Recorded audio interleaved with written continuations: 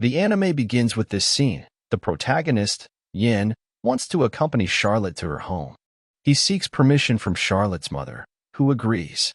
The brown-haired girl then asks Yin if they are from the Joral region because Yin can return there within just an hour, similar to a family visit where he can go and come back anytime. Yin then speaks to a wolf and asks him to be a companion for Charlotte in his absence. The wolf has no objections and sees it as a good opportunity to have more members in the family. Charlotte is surprised by Yin's words as he includes her in the family as if she were his wife. At that moment, Yin takes Charlotte's hands and tells her that she is already a part of his family. Charlotte blushes intensely from embarrassment, and her head feels like it's on fire due to Yin's boldness and wanting her to be his wife. The scene transitions to a carriage where they are heading home, with the wolf walking alongside them. Another large creature, a bear-like being, apologizes to Yin for the trouble he caused and expresses the desire to become Charlotte's personal guardian. When Charlotte questions who he exactly is, he laughs briefly and informs her that he is a member of her family. Yin gets annoyed by his words and warns him not to assume himself as part of the family without Charlotte's consent. Now, he must return to his garden. The scene shifts to when they finally reach their home. Charlotte informs Yin that she will go for a walk with the little wolf named Lu. Yin mutters to himself about how, after their journey to the Yuno region, Lu joined their family, and Charlotte no longer cares for him as much as before. He then talks to the bear-like creature, who appears sad because Lu was taken away from him by Charlotte. In a moment of confusion, Yin asks him another question. How long will your stay here last, Josetsu? So, Josetsu tells Yin that he is now a part of Charlotte's family because he loves her deeply and wishes to be with her. Yin's face turns red, and he is shocked to hear that Josetsu also loves Charlotte. Yin closes the journal in his hands and feels a profound sadness because he can't spend more time with Charlotte. He goes to the window and watches her playing with the little wolf. Despite his sadness, he is also happy because she can lead a normal life. Later, Charlotte sits beside Yin and expresses her desire to learn how to become a magical creature tamer. Yin is impressed by Charlotte's positive attitude, noting how she has matured since coming here. Yin agrees to teach her how to become a creature tamer, and Charlotte thanks him for this opportunity. The scene transitions to a morning where they are all sitting together. Yin tells us that since Charlotte started her training, he has discovered new aspects of her personality every day. Charlotte practices in the garden, using her powers on the wolf. The wolf runs at full speed, leaps high into the air, and returns to her quickly, displaying remarkable agility. Yin is amazed that she mastered this skill, as he didn't believe anyone could communicate with the wolf in such a way. Josetsu provokes Yin with some words, revealing that he loves Charlotte. Yin becomes extremely angry, and Josetsu tells him to return to the garden. Yin, outraged, declares that he will never go back because this is his home now, and he is a member of the family. The scene shifts to Charlotte rewarding Lu with a large bone for his actions. Then Yin approaches Charlotte, wanting to put his hand on the wolf's head. However, the wolf is aggressive and wants to bite him. Charlotte scolds Yin, telling him never to touch anyone like that. Josetsu then speaks, stating that Charlotte has reached an advanced level of monster language conversation, which is a highly commendable achievement. Charlotte wonders how Josetsu can understand them and communicate with them. Josetsu explains that he learned by living with humans for a long time, acquiring knowledge of the human language. The scene shifts to Charlotte trying to create a spell for monster conversation, but she seems tired. Yin advises her not to force it, saying it's natural not to be able to use that type of spell at the moment.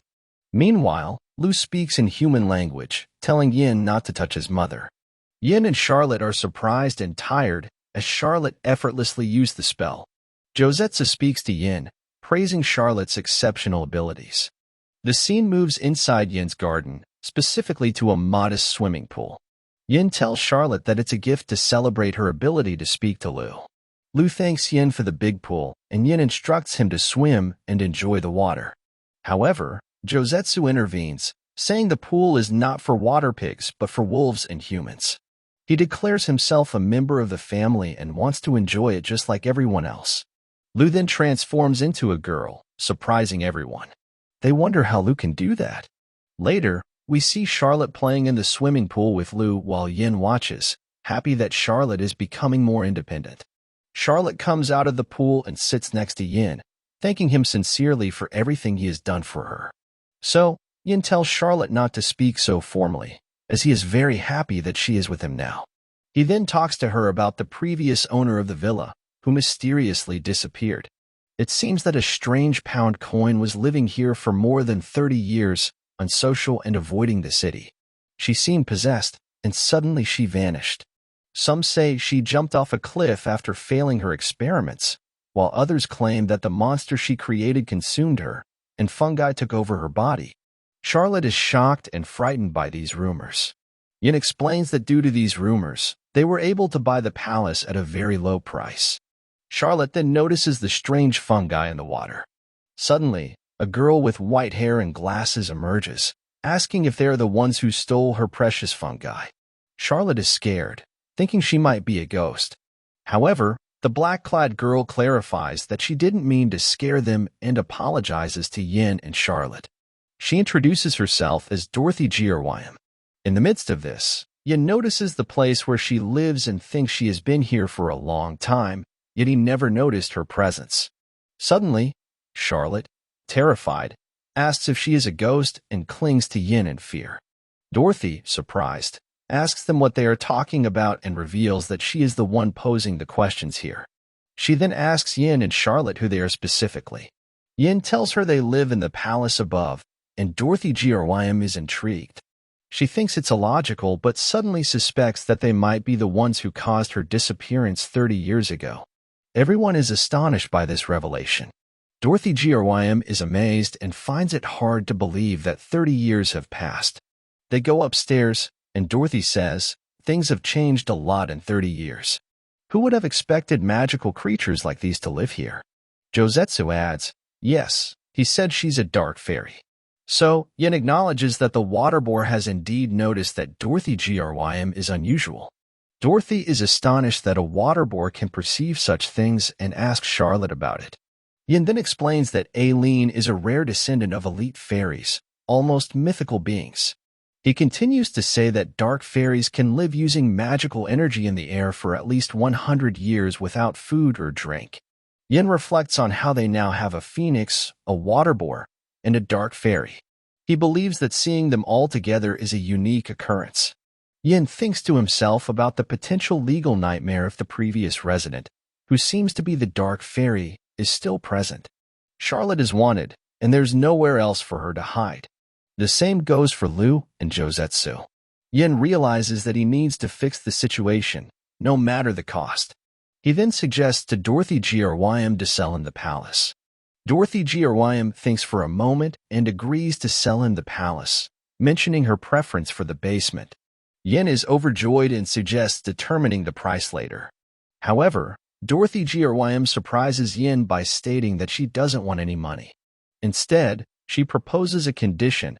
She wants Yin to help her get out of this predicament. Yin considers paying her as it would be easier, but Charlotte intervenes, explaining that Dorothy Giorwayam seems to be in trouble and insists that they listen to what she has to say. Charlotte tells Yin that Dorothy Giorwayam wants assistance, and if his mother is willing to help, he should help too. Lu, the water boar, also expresses his willingness to help. Dorothy Giorwayam is delighted and expresses her gratitude, but she informs them that she will only ask this favor from Yin and Charlotte.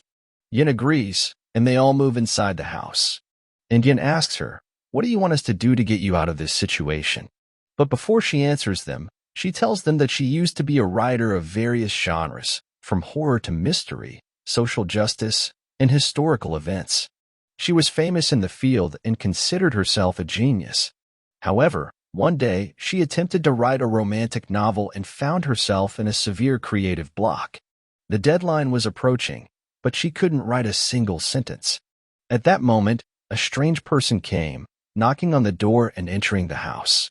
She quickly jumped out of the window and hid in the basement. Yin is amazed because she escaped from the deadline by hiding in the basement for 30 years. She tells him that the editor was a terrifying person. Yin says he's not obligated to help a girl like her, but she touches his ear, saying she's starting to feel a desire to preserve the castle. Yin tells her that he can't abandon someone who needs help. The girl then jumps off Yin and Charlotte and tells them that her creative block, which lasted for 30 years, is over. She felt a shiver when she looked at them and was confident that this combination would succeed. She grabs Charlotte's hand and says she wants to bring happiness to the world through her writing. Yin, somewhat surprised, asks again, "What do you want us to do for you?"